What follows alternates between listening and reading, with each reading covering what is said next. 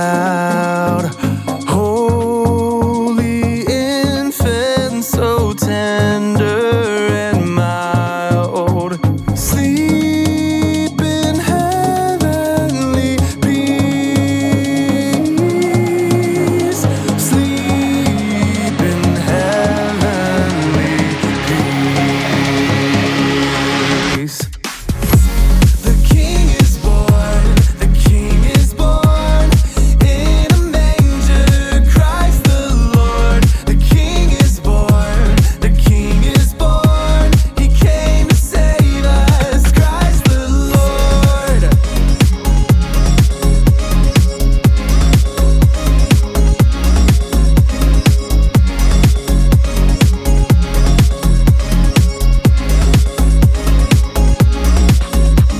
Silent night, holy night.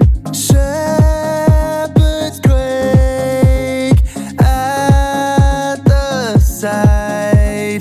Glory stream from heaven afar. Heavenly hosts sing hallelujah. Christ the Savior is born. Christ the Savior is born. The King is born, the King is born in a manger, Christ the Lord. The King is born, the King is born. He came to save us, Christ the Lord. The King is born, the King is born in a manger, Christ the Lord. The King is born, the King is born. He came to save us, Christ the Lord. He is here to save us.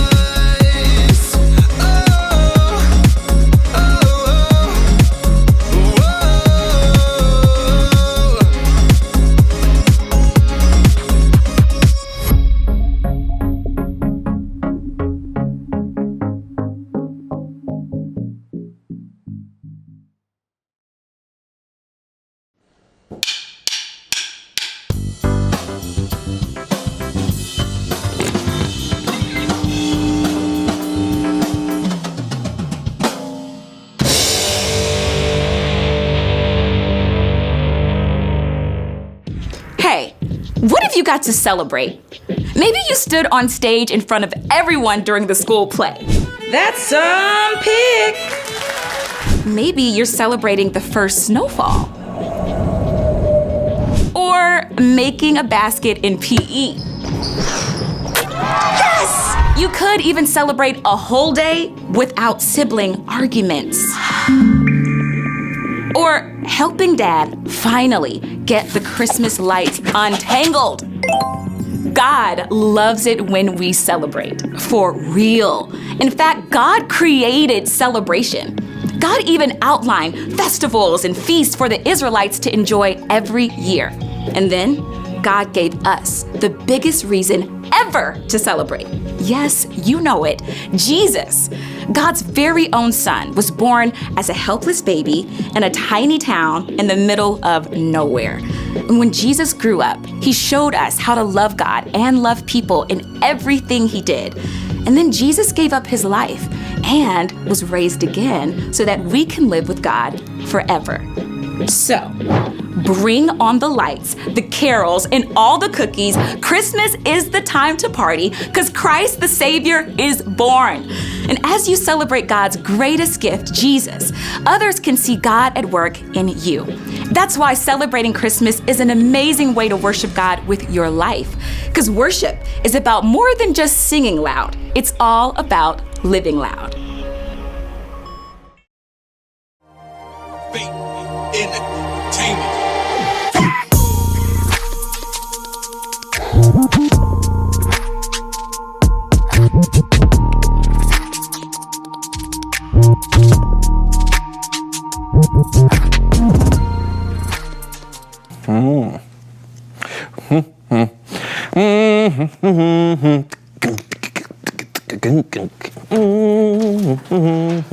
Ooh, you made cookies. Oh yeah, I'm just trying out a few recipes for my Christmas Cookies for Dummies cookbook. Oh, nothing says Christmas like cookies.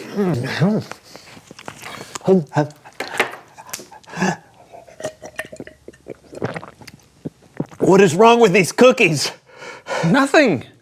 They're for dummies. Here you go. Would you like a little bite there? Yeah? You got a little mustache.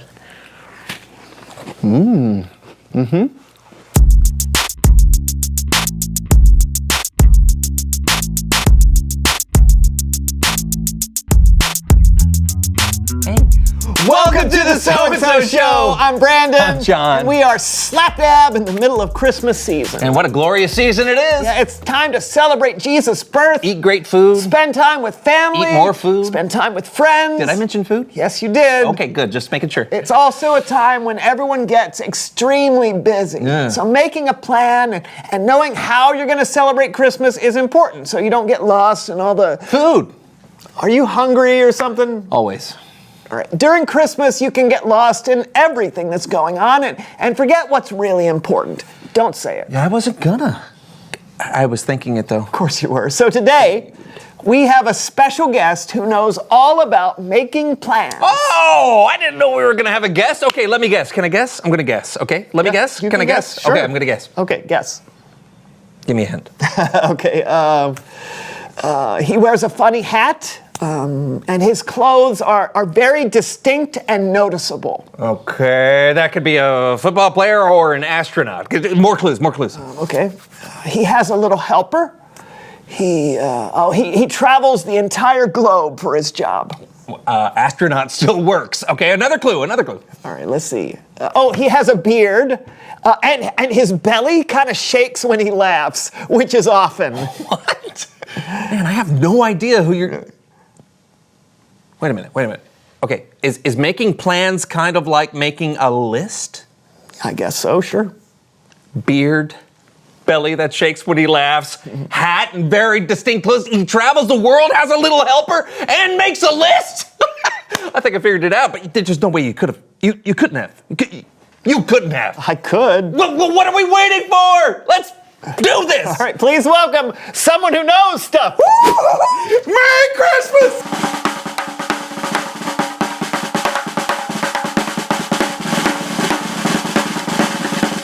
Oh, Leonard. That's my name. At least that's what my mama told me. Leonard.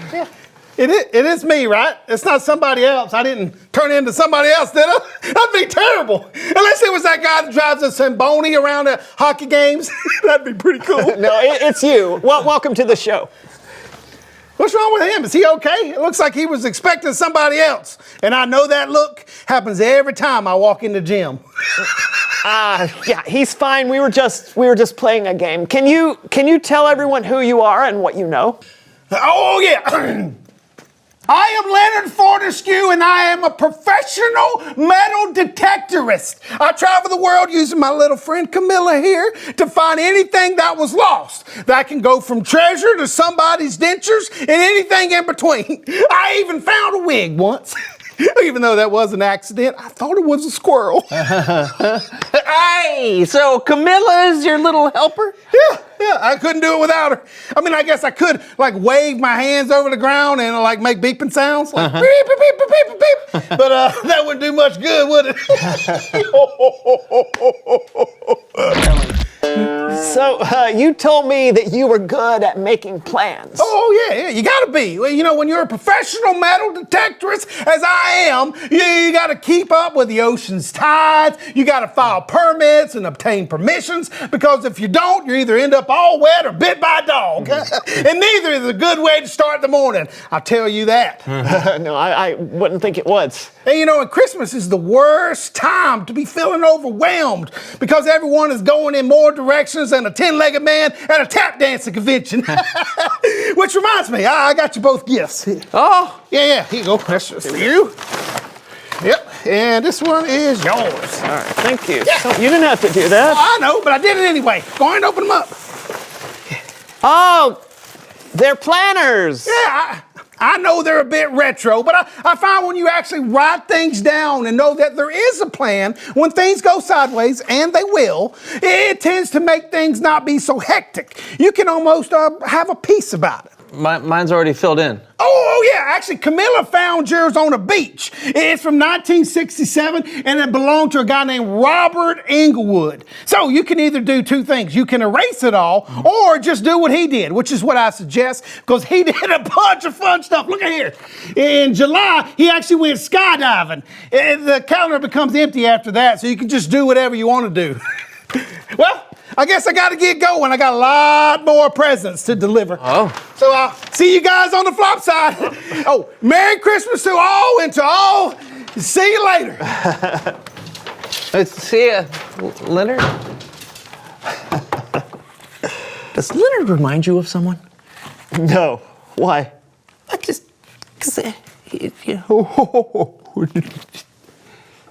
never mind. It's Bible story time.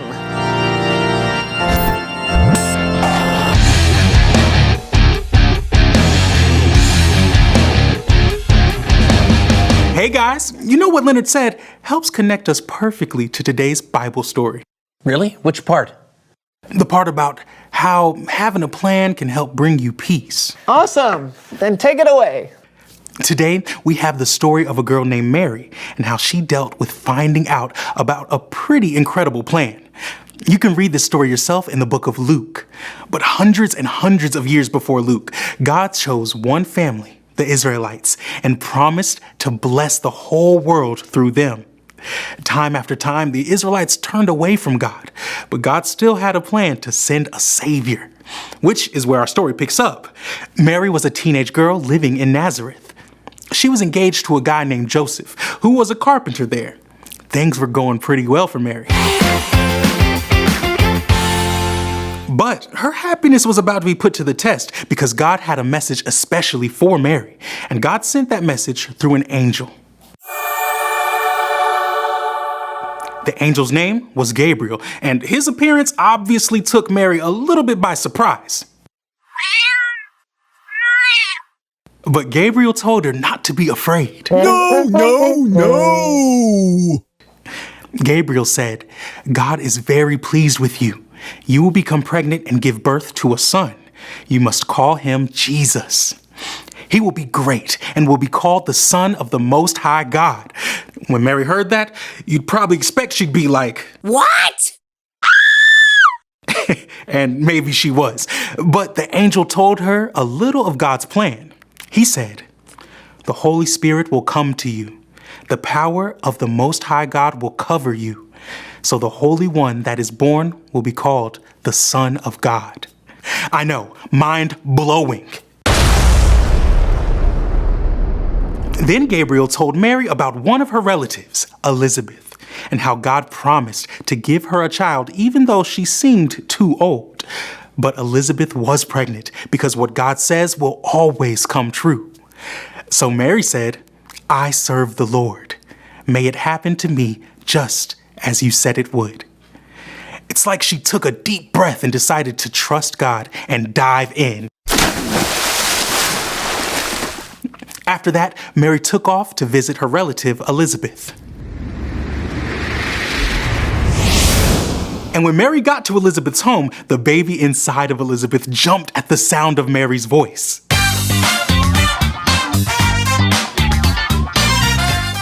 Elizabeth knew immediately that the child Mary was carrying was the Son of God, and that he was going to be the one God sent to save the world. Mary knew it too, because she said, He has done it just as he promised to our people of long ago. Now, that's a plan worth celebrating. God's plan to send a savior was in full force, and Mary knew it. And even though she didn't know what every detail of the plan would look like, she was ready to follow it. Wow, way to go, Mary. You know, it's sometimes hard for me to follow the plan for picking out clothes in the morning. Yeah, we know. God has a plan for all of our lives. And when things get crazy, wild, and out of control, knowing God has a plan can give us peace, just like Mary had. Thanks. Yeah. Anytime. Speaking of time, it's time for me to go find some Christmas cookies. Oh. Oh, stay away from the dummy cookies. I think it's time for us to reveal the question. What are your plans this Christmas? Do you have any yet? Oh, yeah, our family has several Christmas traditions that we plan for every year. We decorate the tree together, my father gets electrocuted every year, and we always read the Christmas story on Christmas Eve, which is one of my favorite parts of Christmas. What about you? Well, we always go to see one of those, the living nativities. Oh, yeah. You know, where they act out the Christmas story Yeah. live, like with real animals. That's one of the things I look forward to most every year. Love those Yeah, too. You know those are what? so I'm fun. gonna write that down. Oh, yeah, you do that.